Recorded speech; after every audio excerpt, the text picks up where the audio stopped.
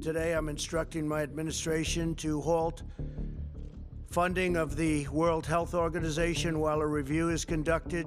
Donald Trump has just announced he is slashing all funding to the World Health Organization. Australia, we should follow suit. Their abysmal mismanagement of the coronavirus outbreak has rendered them redundant to the world.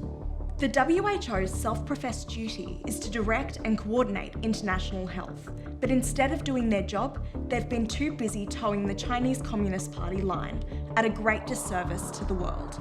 Let's be clear, the coronavirus originated in Wuhan, China. When people began to identify it, the Chinese government arrested them for spreading rumours about the coronavirus. Some of these victims were doctors and journalists.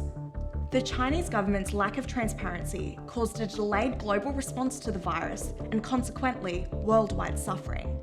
因为我们是不知道官方什么时候会把什么帖子删掉的，所以我们都是在跟官方比速度。 And to think, after all this, the WHO had the audacity to thank China for their speed in identifying the virus and openness in sharing information with the WHO and other countries. The Chinese government is to be congratulated.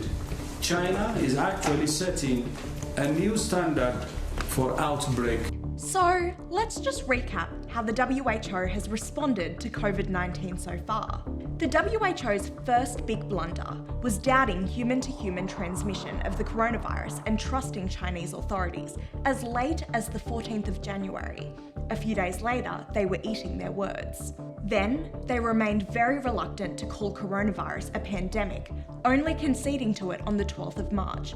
Even Australian insurance companies beat the WHO to calling coronavirus a pandemic. You may also recall the WHO urging countries like Australia not to implement travel bans. There is no reason for measures that unnecessarily interfere with international travel. Travel bans subsequently proved to be one of the best ways to stop the spread. That's right, you heard correctly. Australia is flattening the curve precisely because we didn't listen to the advice of the WHO. You will not be permitted entry into Australia. The WHO are meant to be world-renowned health experts, yet it seems that even our Prime Minister with an economics degree is calling better shots. And here's where it gets worse. You're the one financing their incompetence. Australia contributes tens of millions of dollars to the WHO every year. To be honest, I can think of tens of millions of better ways to spend that money. The WHO won't even stand up to Chinese wet markets, where SARS and coronavirus likely originated. It's absurd that these markets have been allowed to open without a slither of opposition from the WHO. These places are petri dishes for pandemics. Andrew Hastie, Chair of Parliament's Security and Intelligence Committee, said that the WHO had demonstrated incompetence at a monumental scale. They've demonstrated incompetence at a monumental scale in their handling of this pandemic. I think Hastie's assertion is too generous. Interestingly, the Director General of the WHO, Dr. Tedros, comes from Ethiopia, a country which just so happens to be receiving bucket loads of foreign aid from the Chinese government. Clearly, Dr. Tedros has a vested interest in keeping China presentable to the global audience. Dr. Tedros is also an active member of the Tigrayan People's Liberation Front, a party underpinned by Marxist ideology. At best, the WHO are clowns for buying into the CCP's narrative.